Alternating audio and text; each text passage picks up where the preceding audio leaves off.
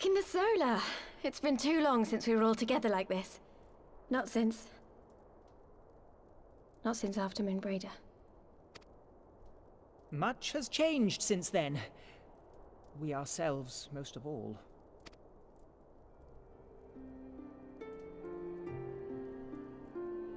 Though not all who were lost could be gathered here today, we may take comfort in the knowledge that those who are not are carrying on the fight. While I am grateful to our friends in the north for their hospitality, it isn't half good to be back. But, as Papalima rightly said, much has changed since we last stood here. The Scions of the Seventh Dawn are not as they once were, nor should we be. Our travels in the north brought us into contact with a host of fine and generous people, and their selfless deeds serve to show me that it is not lofty causes that should inform our actions, but our hearts. And I hope that the Scions might continue in this manner, as individuals driven by individual principles. Provided we all sincerely desire to work towards Eorzea's salvation, I believe the paths we follow to achieve it need not, and should not, be dictated by any single ideal. Companions bound by a common purpose, free to go whither they will. The idea is not without merit. Very well. I shall resume my research of the primals and the elder gods of Eorzea. Should anyone have need of my findings, you need only ask. I should be glad of your continued assistance. Well, my main purpose in coming here was to see the signs of the Seventh Dawn restored and my dear friend found. Nevertheless, having involved myself in your struggles, I feel compelled to see them through to the bitter end. For Minfilia's sake. That is, if there are no objections.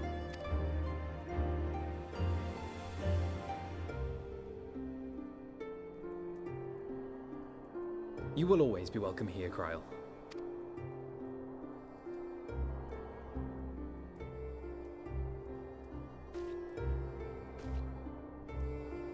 Urianger, can we trust you to carry on your investigation of the Ascians as before?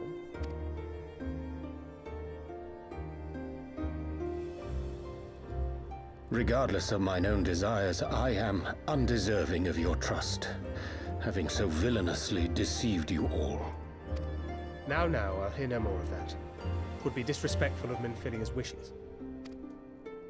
She entrusted matters here to us, that we might protect this star and understand the truth which hides at her heart. Mayhap I can handle the former, but I think you far better suited to the latter. No?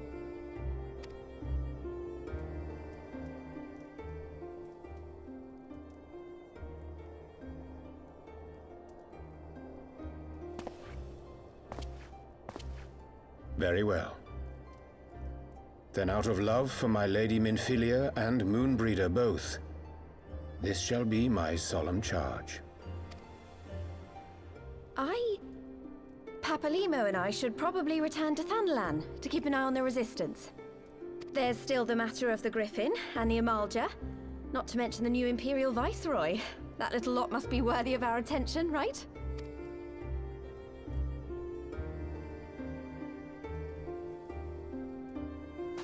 And what will you do, Alize?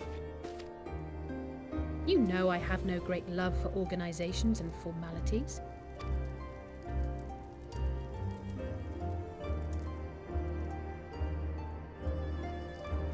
That being said, this new approach you propose is not wholly objectionable, and we've always got him to keep us from bickering. But I will suffer no titles. I am not here for House Leveilleur, nor to walk in Grandfather's shadow. Upon that point, we see eye to eye. If it please you, you may think of me as but another comrade in arms.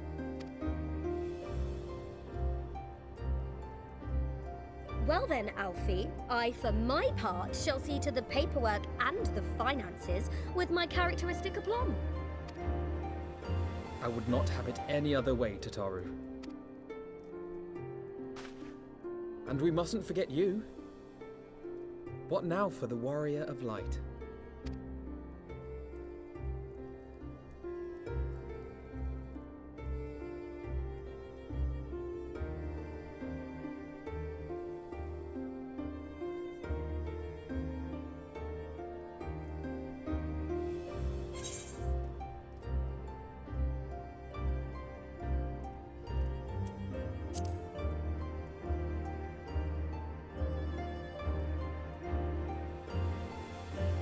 Indeed. The path behind us was fraught with hardship, and the path before us will be no less unforgiving. But a new dawn shall break over the realm, and I see before me the faces of those who will deliver it.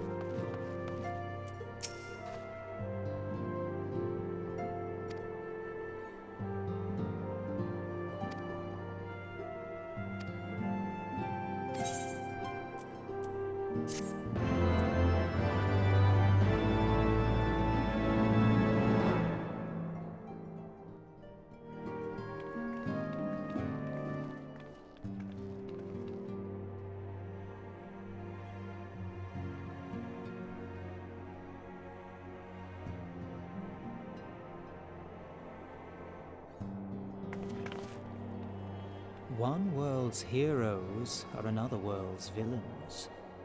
One world's loss, another world's gain. Where men go as one, there is life. And where there is life,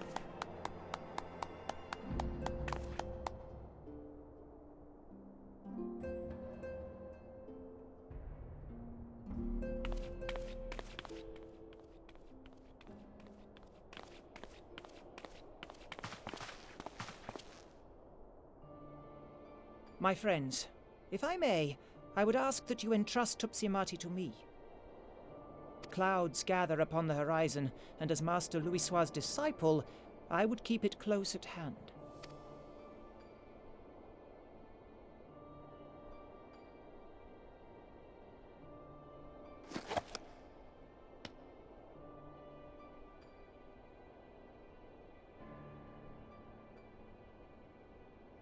Thank you. I shall guard it well.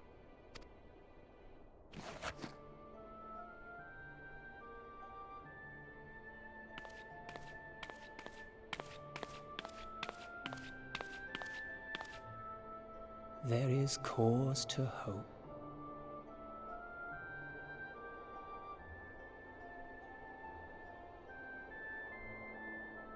For every ending, every parting, marks a new beginning.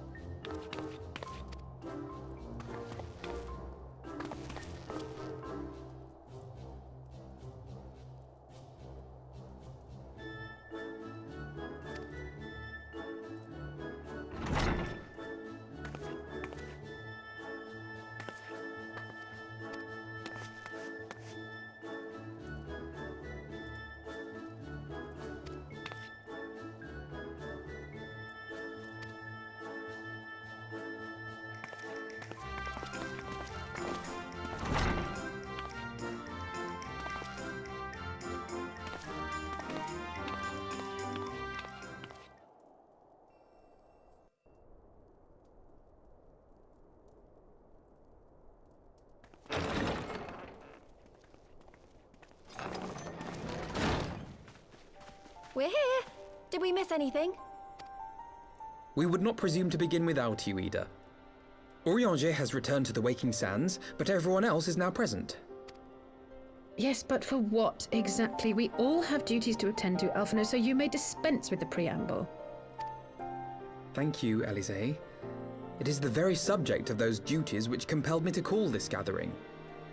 Though the Warriors of Darkness no longer pose a threat, Eorzea's many troubles demand no less of our attention.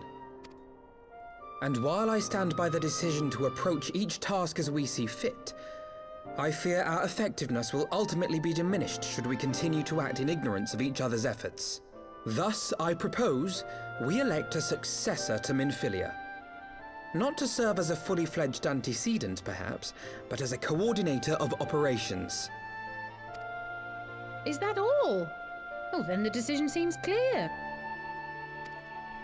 No one else has shown any enthusiasm for the role, and judging by your performance at our previous meeting, you would seem the perfect candidate. You always did have a flair for politics.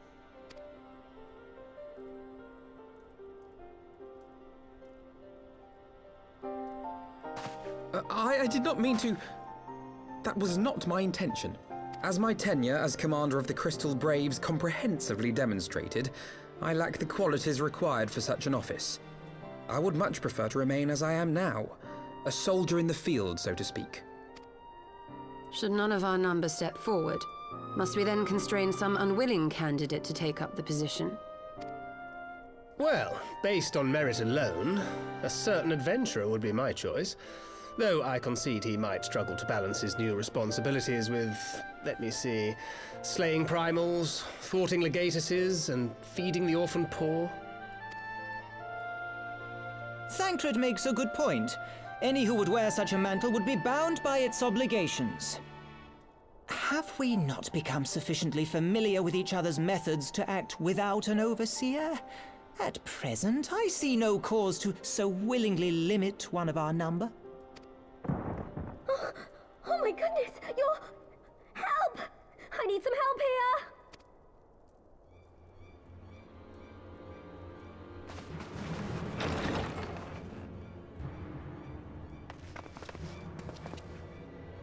Tataru, are you all right?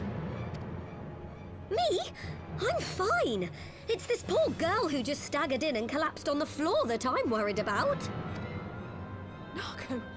God, how did... Yashola! Please, you have to help her. Kral, a hand if you would. Let us see about closing these wounds.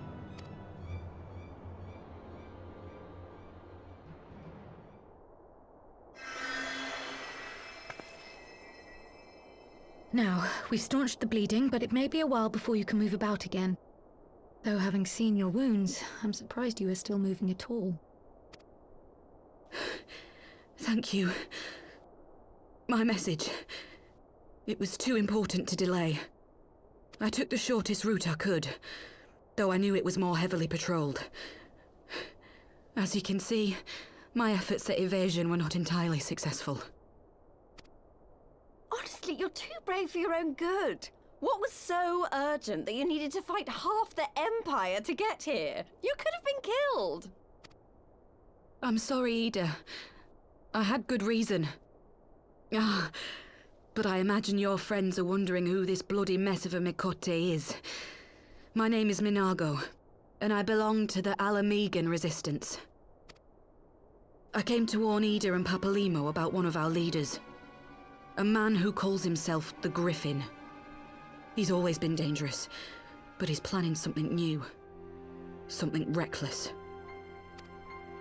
The Griffin, you say? I've heard the name. Rumor has it your man is eager to test his claws. Aye, and on no easy target. He means to assault Belsar's wall from the Alamegan side. But what does the Griffin possibly hope to gain from such an attack? From what I understand, he wants the fires of war to spread to Eorzea. And for that, he needs to control the border with Gridania.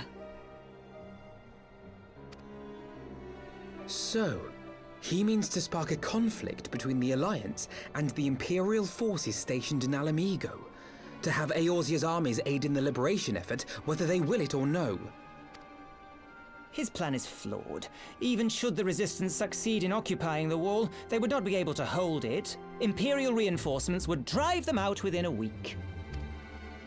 Be that as it may, if there is even a chance that this scheme could bring about an escalation in hostilities between Eorzea and the Empire, the Alliance must be informed.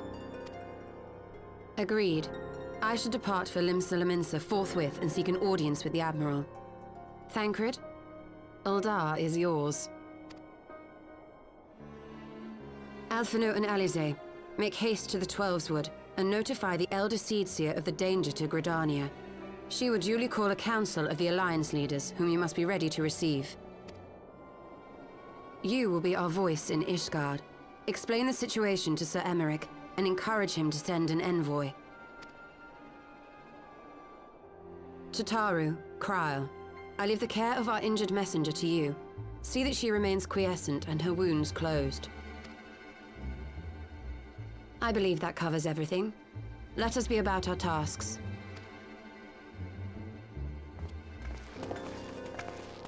I suspect the ill tidings from Girabania will be held as a turning point. The beginning to a bloody end.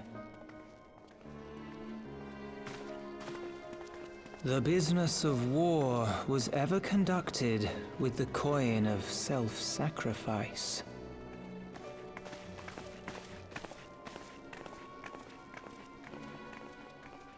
'Twas Master Louis himself who taught us that such costs are not to be ignored or denied.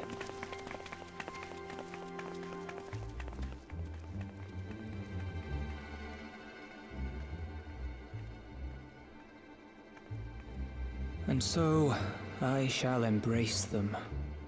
When the time comes, I will make my choice, as you will yours.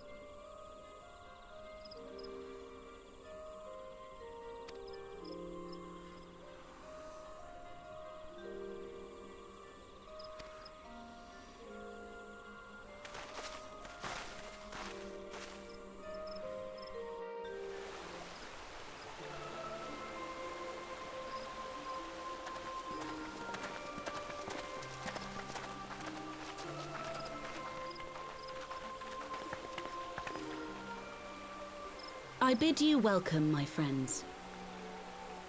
As you will by now be aware, the Scions of the Seventh Dawn have come into possession of certain intelligence concerning recent developments in the region of Gyr Abania.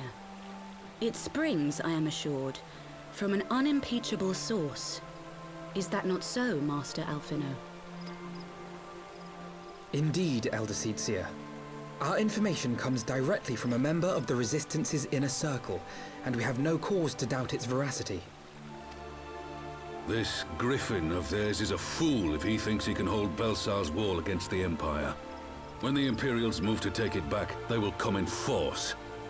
And the resulting fighting is all but certain to spill over into the Black Shroud. At the Battle of Cartano, the combined might of 3 grand companies labored to contend with the remnants of but a single Imperial legion. Alone, Gridania would be hard-pressed indeed to hold back the tide, should the Garleans turn their minds from reclamation to invasion.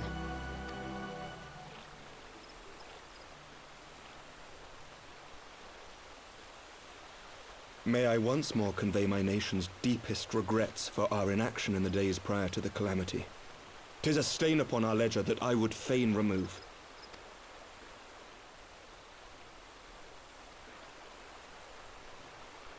Elder Seedseer, I do hereby request leave to deploy a defensive force within the borders of Gridania.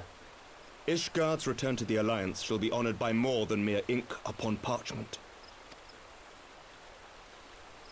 The Doman people too would join any effort that weakens our common foe. We are few, but our most seasoned shinobi are at your disposal. On behalf of my people, I offer you my humble thanks. Gridania welcomes your assistance.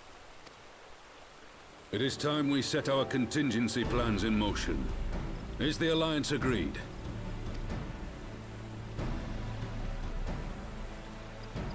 Then let us make ready for war. Victory favors the swift, and there is much to be done.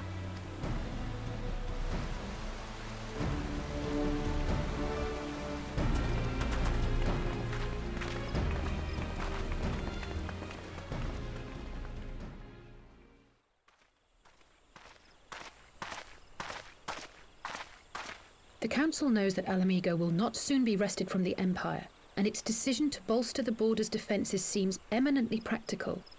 Why then, brother, do you scowl so? I agree that they have chosen the wisest course available. Indeed, the only reasonable one.